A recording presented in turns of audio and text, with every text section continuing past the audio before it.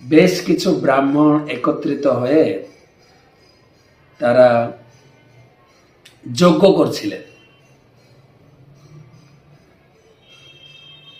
আর যজ্ঞ করতে যাবেন তখন সেখানে নারদ মুনি এসে উপস্থিত হয়েছেন। ভাগবতমে আছে, দশম স্কন্ধে পড়বে। তো নারদ মুনি উপস্থিত হয়ে জিজ্ঞাসা করছে, আচ্ছা এখানে কি হচ্ছে? তখন ব্রাহ্মণরা বলছেন, এখানে আমরা যজ্ঞ করব, ভগবানের উদ্দেশ্যে যজ্ঞ করব। বলছে কার উদ্দেশ্যে যজ্ঞ? ভগবান কে? তাই বিভিন্ন পুরাণে বিভিন্ন কথা বলা হয়েছে। শিব পুরাণে শিবই হচ্ছেন শ্রেষ্ঠ,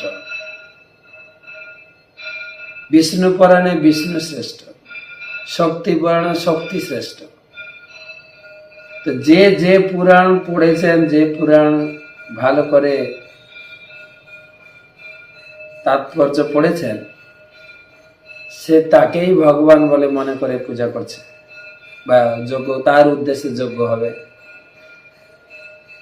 তখন নারদ মুনি বললেন, না এরকম তো হতে পারে না, এরকম তো হতে পারে না। নিশ্চয়ই সবকিছু, সব শাস্ত্রকে মন্থন করে একটাই সিদ্ধান্ত দাঁড়ানো উচিত, একটাই সিদ্ধান্তে উপনীত হওয়া উচিত। আর সেই সিদ্ধান্তে উপনীত হওয়ার জন্য আমাদের এখানে আলোচনা করা দরকার, বিচার করা দরকার, প্রমাণ করা দরকার। তো আপনাদের মধ্যে কে আছেন যিনি অর্থজ্ঞাত সংশয় ছেত্তা, যিনি বেদের এই যে বিভ্রান্তিমূলক কথাকে সমাধান দিতে পারবেন, এমন কেউ আছে? তখন সবাই নির্ণয় করলেন যে এখানে ভৃগুমুনি আছে। তিনি অত্যন্ত পণ্ডিত এবং সিনিয়র আমাদের মধ্যে, এবং অর্থজ্ঞাত সংশয় ছেত্তা, তিনি পারবেন এর সমাধান দিতে। তত শ্রেয়ান সধর সকর্ম।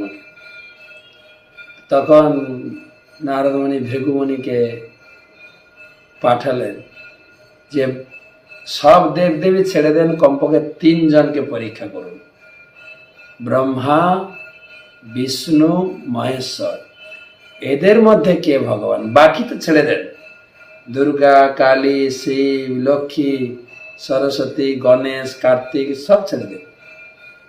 ব্রহ্মা, বিষ্ণু 3 জনের ভিতরে পরীক্ষা হোক কে ভগবান। তো তখন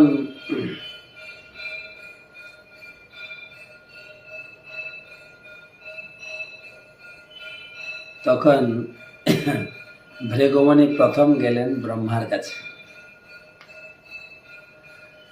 সত্যলোকে ব্রহ্মা থাকেন, ব্রহ্মার কাছে পৌঁছে গেছেন। ব্রহ্মা দরবারে দাঁড়িয়ে আছেন ব্রহ্মার সামনে। ব্রহ্মা একটু ক্ষুণ্ণ হলেন, আরে পুত্র, তুমি একজন উপযুক্ত পুত্র, তুমি এখানে এসে পিতাকে একটু প্রণাম করতে হয়, সেইটুকু শিষ্টাচার কি তুমি ভুলে গেলে? তুমি এতটা অহংকারী? হ্যাঁ,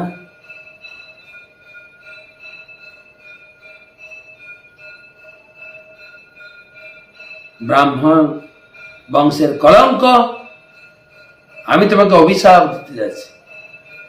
এই ব্রহ্মার এই কোদ মূর্তি দেখে ভৃগুমুনি সেখান থেকে তিনি চলে গেলেন। বলছে না, ইনি ভগবান।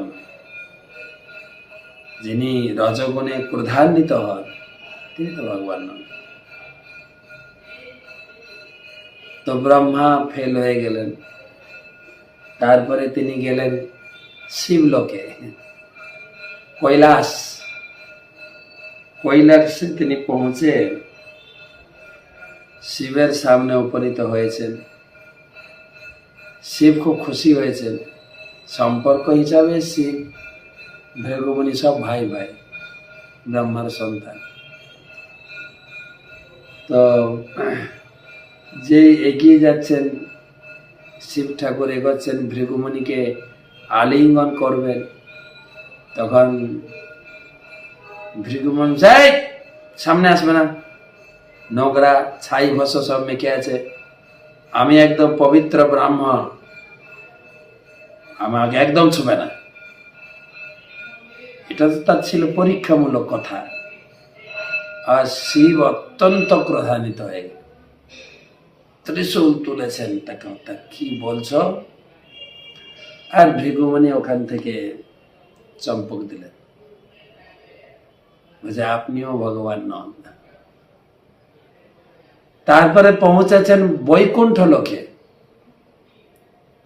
ভগবান যোগনিদ্রায় শয়ন করে আছেন, লক্ষ্মী সহস্র শত সম্ভ্রম সেব্যমানম, শত সহস্র লক্ষ্মী দেবী সসম্ভ্রমে প্রভু নারায়ণের পদ সেবা করছেন। আর ভৃগুমণি রোষানলে, কোথায় বিষ্ণু বিষ্ণু বিষ্ণু বিষ্ণু, তুমি কোথায়? গিয়ে এক লাথি মেরেছেন বিষ্ণুর বক্ষে।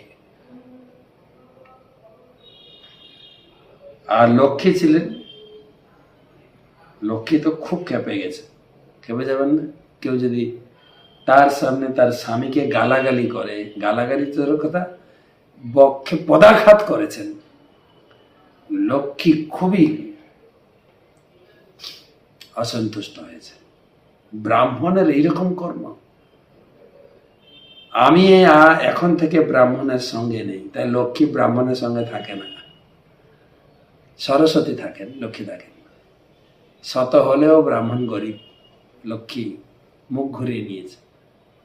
তারপরে আবার হলো কি, নারায়ণ তো তিনি জানেনি আমাকে পরীক্ষা করতে এসছে,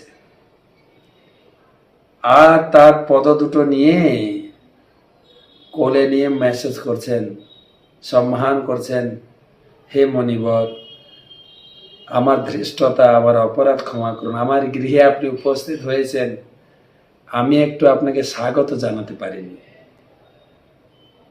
এটা আমাদের একটা ধৃষ্টতা, এটা অপরাধ। গৃহস্থের মেন হচ্ছে অতিথি সেবা, অতিথি দেব ভব। তো আমার ধৃষ্টতা ক্ষমা করুন। আর তাছাড়া আমার এই কঠিন বক্ষে আপনার এই সুকমল চরণ, আমার বক্ষের আঘাতে আপনার পায়ে নিশ্চয় আঘাত লেগেছে। পা দুটো নিয়ে, পাটা নিয়ে মেসেজ করছে। লোককে চিন্তা করছেন, এই কি লোক, বক্ষে আঘাত করলে আবার পা মেসেজ করছে, এই স্বামীর সঙ্গেও আমি থাকবো না। তো ভৃগুমণির চোখ দিয়ে ঝরঝর ঝরঝর করে জল নেমে গেল। ভগবান পরীক্ষা, আপনি তো ভগবান, ভগবান তো অন্তর্যামী, যে ভৃগু এসে পরীক্ষা করতে, এখানে ফেল হলে হবে না। তো তিনি অন্তর্যামী, তিনি জানতেন। যাই হোক, সেই হচ্ছেন। আর ভৃগুমণি এসে ভৃগুমণি ভগবানের জন্য ক্ষমা চাইলেন। ভগবান বললেন, আমি জানি তুমি পরীক্ষার জন্য এটা করেছ।